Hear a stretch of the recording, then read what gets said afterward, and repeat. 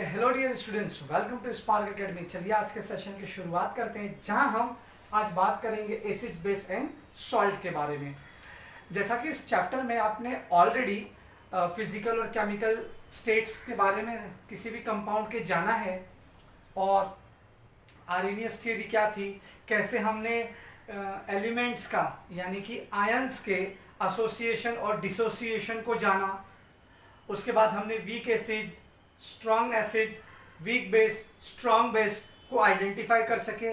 इतना याद रख लेना बेटा।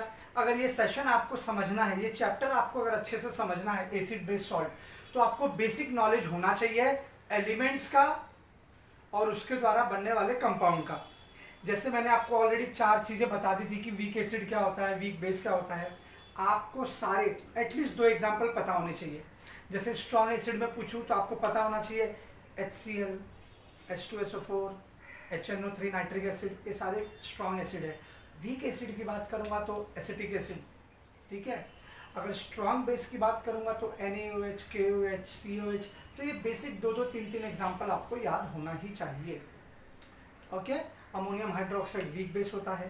तो ऐसे 2 से 3 एग्जाम्पल आप याद रख लो, ताकि जब भी आप क्वेश्चंस करो तो इसमें आपको एट द एंड यही चीज़ें काम आने वाली हैं। तो आज जो हम लोग टॉपिक पढ़ने वाले हैं वो है टाइप्स ऑफ सॉल्ट।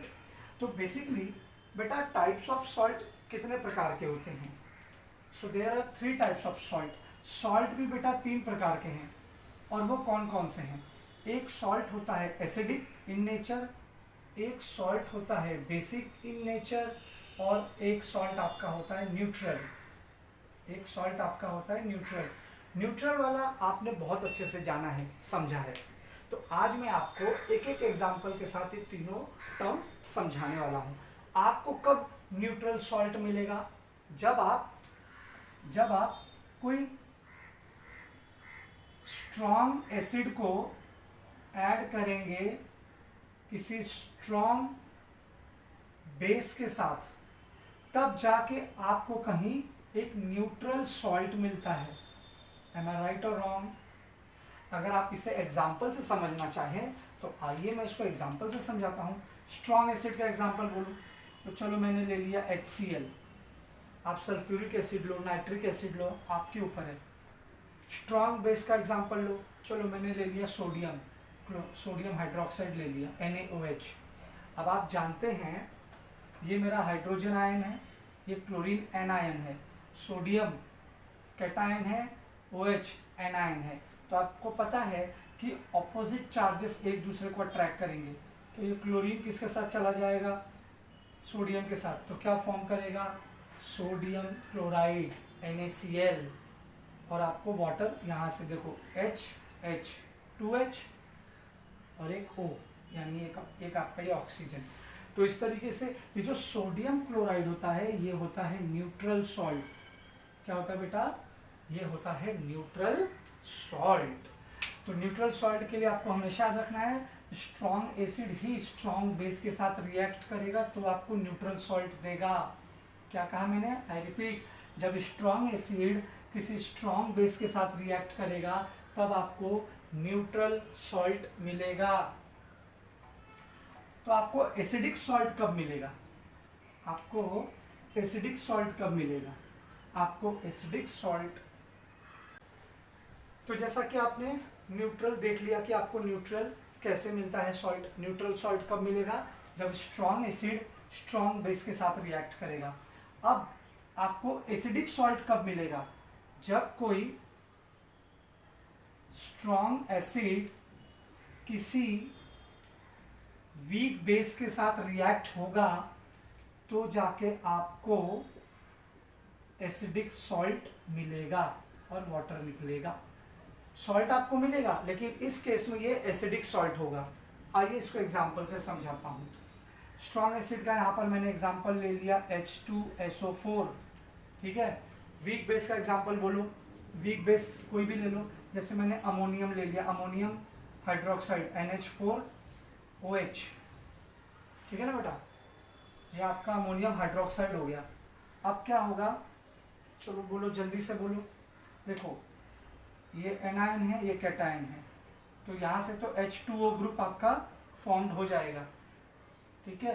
और यहाँ पर बनेगा अमोनियम सल्फेट। अमोनियम सल्फेट का फॉर्मूला क्या है, NH4 2 SO4 SO4 plus H2O। अब इक्वेशन बैलेंस करना आना चाहिए।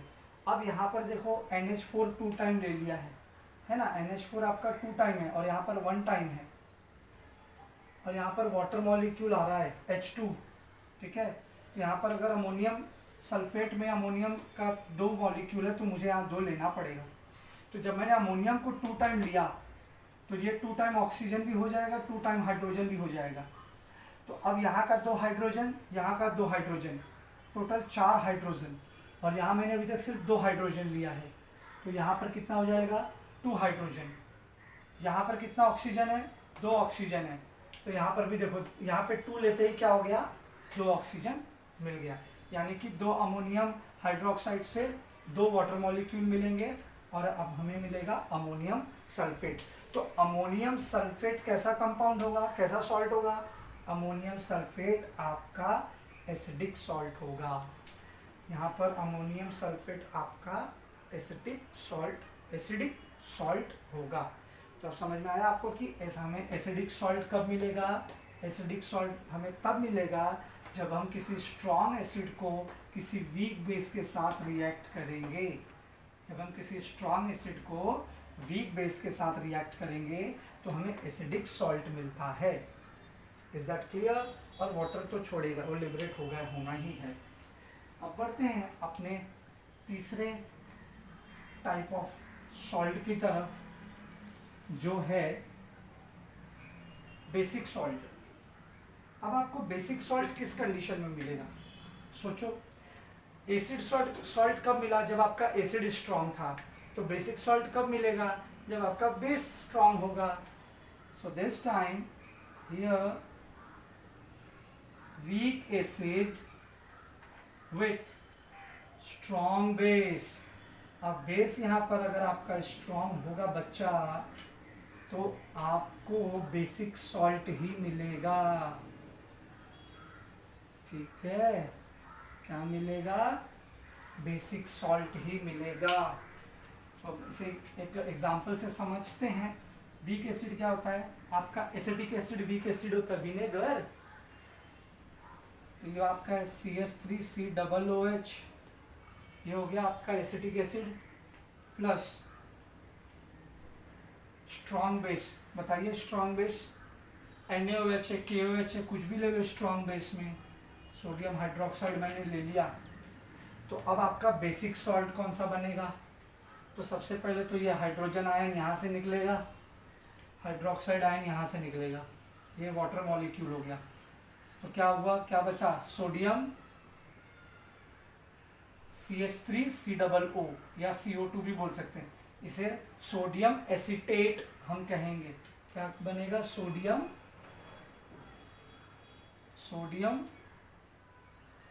CH3COO, ये बन गया मेरा सोडियम एसीटेट, और यहाँ पर आपका निकल गया water molecule, that is H2O। तो स्ट्रॉन्ग बेस के लिए जब आपको बेसिक सॉल्ट चाहिए, तो बेसिक सॉल्ट के लिए आपने क्या किया, एक वीक एसिड को रिएक्ट किया स्ट्रॉन्ग बेस के साथ, तो आपको बेसिक सॉल्ट मिल गया, ठीक है। जब एसिडिक कंपाउंड चाहिए था, सॉल्ट चाहिए था, तब आपने स्ट्रॉन्ग एसिड लिया, वीक बेस लिया, तब आपको एसिडिक सॉल्ट मिला। न्यूट्रल सॉल्ट कब मिलता है, जब आपका एसिड भी स्ट्रॉन्ग हो, बेस भी स्ट्रॉन्ग हो, तब आपको न्यूट्रल सॉल्ट मिलता है। अच्छा, ये सॉल्यूशन में हम कैसे पता करते हैं कि यहाँ पर एसिडिक सॉल्ट ज़्यादा है, बेसिक, ये सॉल्ट एसिडिक है, ये सॉल्ट बेसिक है। बेटा मैंने शुरू में बताया था, जिस सॉल्यूशन में हाइड्रोजन आयन ज़्यादा होगा वो एसिड होता है, मानते हो ना मेरी बात। और जिस सॉल्यूशन में हाइड्रोक्साइड आयन ज़्यादा होगा वो बेसिक होगा। तो आपको पता है ना वीक एसिड में क्या होता है, आपको मैंने बताया था वीक एसिड में क्या होता है कि इनका जब CH3COOH वाटर में डिजॉल्व होता है, तो क्या होता है, अगर मैंने आपको बताया था, अगर मान लो कि मैंने 10 मॉलिक्यूल लिया है एसिटिक एसिड का, तो इसमें से कितने मॉलिक्यूल निकल रहे थे, सोचो। मैंने बताया था ना आपको कि 2 मॉलिक्यूल ही इसमें से हमें हाइड्रोजन आयन दे पाते हैं, बाकी के 8 मॉलिक्यूल दोबारा कंबाइन हो जाते हैं। इसके लिए हम इसको वीक एसिड बोलते हैं, बताया था। यानी कि अगर मैंने 10 मॉलिक्यूल लिया एसिडिक एसिड का, उसमें से मुझे सिर्फ 2 हाइड्रोजन आयन मिलता है, इसके लिए हम इसको वीक एसिड बोलते हैं। और स्ट्रॉन्ग एसिड या स्ट्रॉन्ग बेस कब बोलते हैं? जब जितना भी आपने कंपाउंड लिया हो उससे आपको उतना आयंस मिल जाए। तो इसमें क्या होगा, ये किससे, सोडियम किससे बना है? एसीटेट से, जो कि बहुत वीक एसिड है। तो यहाँ पर आपको हाइड्रोजन आयन उतना तो मिलने वाला नहीं है इस सॉल्यूशन में। इसके लिए हम इस सॉल्यूशन को कहते हैं कि ये बेसिक सॉल्ट है या बेसिक सॉल्यूशन है। Is that clear? आपको सिर्फ बार बार रिवाइज करते रहना है बच्चा, बार बार चीज़ें घूम फिर कर वहीं आने वाली हैं। सो अब आप लोग एक काम करना, आपको पेज नंबर 68 पर कुछ केमिकल रिएक्शंस दिए हुए हैं, ठीक है? ये सारा chemical reaction I want you to people solve it and send it by tomorrow 12 PM, ठीक है? कल 12 बजे तक आप मुझे ये सारे केमिकल रिएक्शंस भेज दो। अगर आप चाहो तो मैं इसको कर भी सकता हूँ। सो चलो कर देता हूँ। ओके, आगे जाने से पहले बेटा एक छोटा सा इंफॉर्मेशन मैं देना भूल गया। जैसे कि आप जानते हैं कि हम एसिड या बेस को आपस में रिएक्ट करते हैं, फिर वो चाहे स्ट्रॉन्ग हो चाहे वीक हो, हम बेसिकली क्या फॉर्म करते हैं? सॉल्ट, ठीक है? इस पूरे रिएक्शन को हम कहते हैं न्यूट्रलाइजेशन रिएक्शन। मैंने आपको पहले भी बताया था, न्यूट्रलाइजेशन रिएक्शन में क्या होता है, जहाँ पर हम एसिड को बेस के साथ रिएक्ट करके न्यूट्रल कंपाउंड का फॉर्मेशन करते हैं, ठीक है? और आपको पता है न्यूट्रल कंपाउंड का पीएच कितना होता है? इसका पीएच वैल्यू कितना होगा न्यूट्रल का? 7। एसिडिक का पीएच वैल्यू कितना होगा?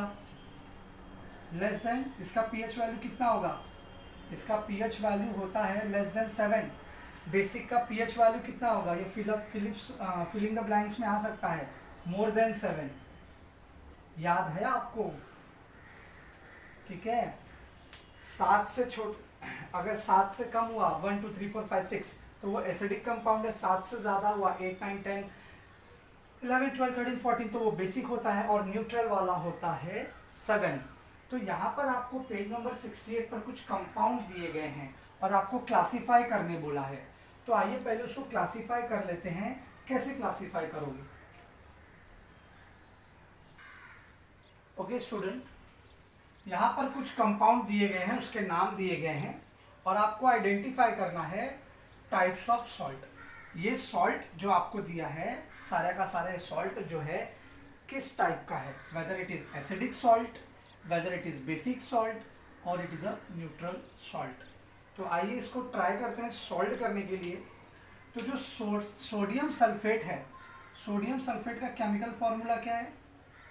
Na, और सल्फेट का है SO4। ओके, ये मेरा है सोडियम सल्फेट का केमिकल फॉर्मूला। तो सोडियम सल्फेट मेरा एसिडिक होगा, बेसिक होगा या न्यूट्रल होगा? सोच के बताइए।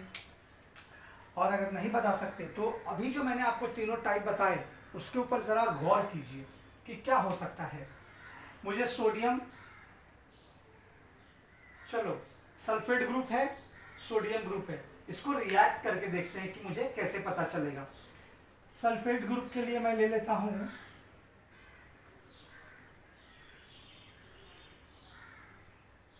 H2SO4 सल्फ्यूरिक एसिड, ठीक है, प्लस इसको रिएक्ट करूंगा सोडियम हाइड्रोक्साइड के साथ, ठीक है ना बेटा?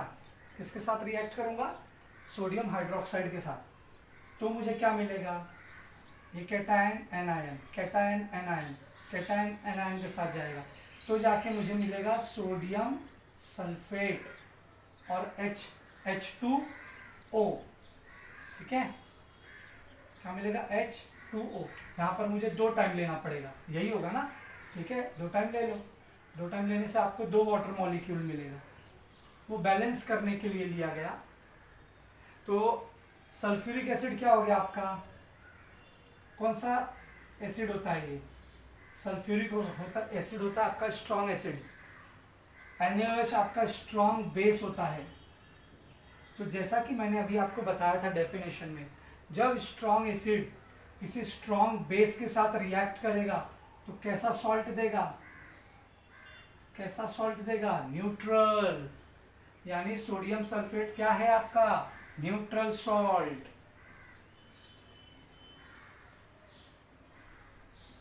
सोडियम सल्फेट है आपका न्यूट्रल सॉल्ट।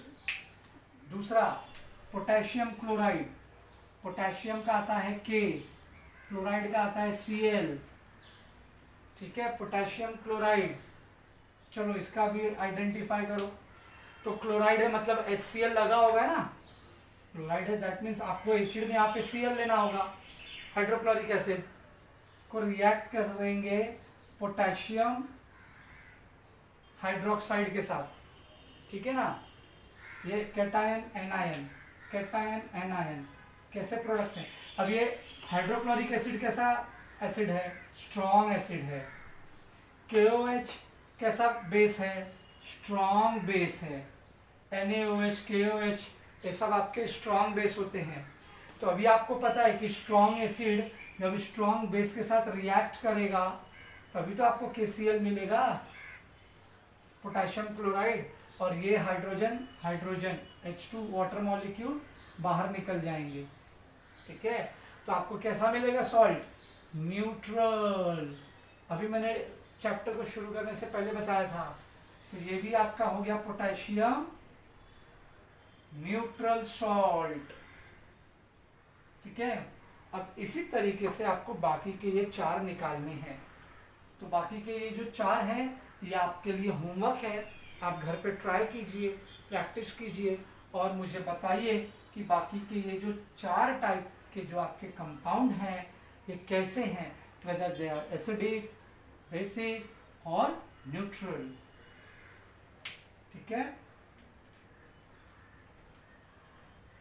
ओके, मैंने यहाँ पर बच्चों आपको इसका केमिकल फॉर्मूला लिख दिया है ताकि आपको आइडेंटिफाई करने में आसानी हो। आपको बेटा बस ग्रुप आइडेंटिफाई करने आना चाहिए। जैसे कि यहाँ पर आपको अमोनियम दिया है, ठीक है, अमोनिया ग्रुप है यानी अमोनियम हाइड्रोक्साइड होगा, तभी तो इसका OH ग्रुप HNO3 का H यानी HNO3 यानी कि नाइट्रिक एसिड के साथ रिएक्ट करके वाटर मॉलिक्यूल बनाया है, तब तो आपको अमोनियम नाइट्रेट मिला है।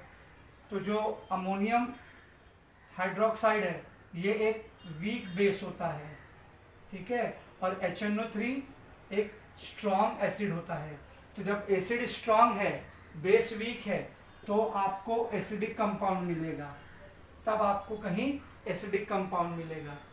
अब इस चीज़ को ध्यान में रख के इस पे काम करो, सोडियम कार्बोनेट पे, ठीक है, सोडियम कार्बोनेट पे काम करो। देखो वीक एसिड कहाँ हो रहा है, वीक बेस। चलो एक लास्ट वाला कराता हूँ मैं, सोडियम, ये तो मैंने कई बार कराया है। अब सोडियम क्लोराइड कंपाउंड फॉर्म हो रहा है, तो सोडियम के साथ कौन सा ग्रुप आया होगा, ऑब्वियसली OH का ग्रुप, तभी तो सोडियम हाइड्रोक्साइड बना।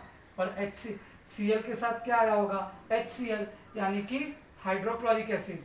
तो ये एक आपका है स्ट्रॉन्ग एसिड, हाइड्रोक्लोरिक आपका होता है स्ट्रॉन्ग एसिड, और NaOH क्या होता है, सोडियम हाइड्रोक्साइड, एक स्ट्रॉन्ग बेस।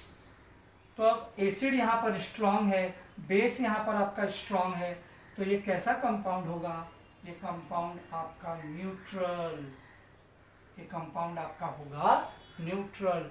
सो एटलीस्ट आप जो भी मैंने छोड़ दिया है अब आप मुझे करके बताइएगा।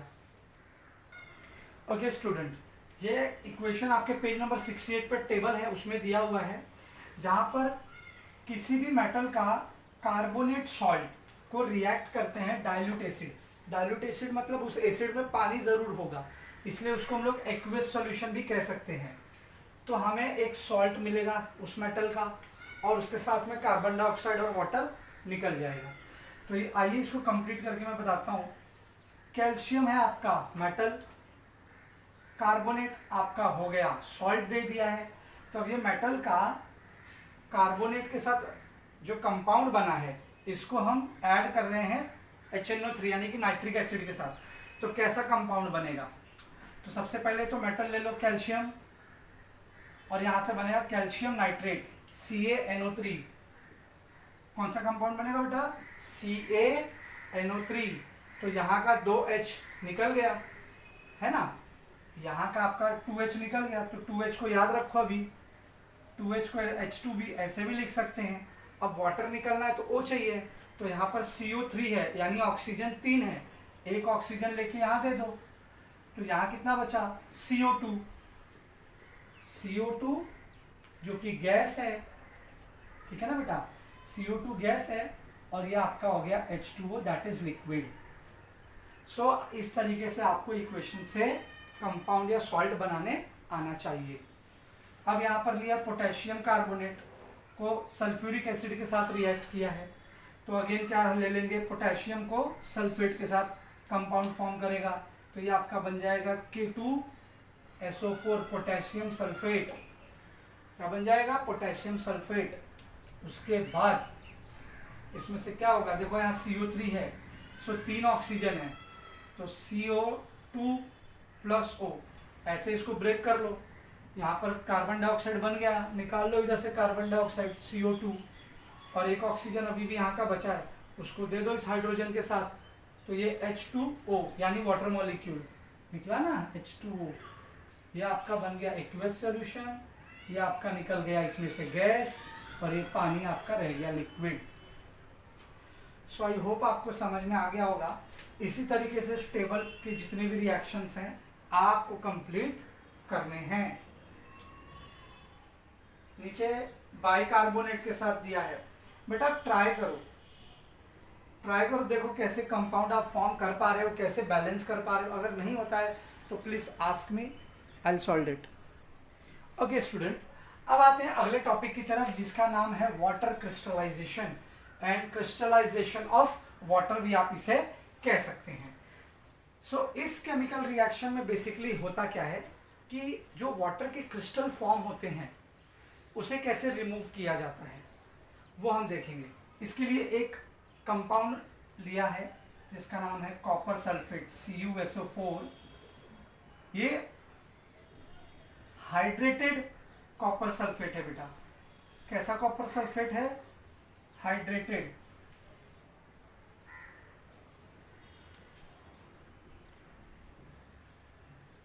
हाइड्रेटेड कॉपर सल्फेट है। यहाँ पर इसका कलर बेटा ब्लू है, यहाँ पर कॉपर सल्फेट का कलर ब्लू इसलिए है, इसको हाइड्रेटेड क्यों बोला गया, क्योंकि इसके साथ फ्री वाटर मॉलिक्यूल प्रेजेंट होते हैं।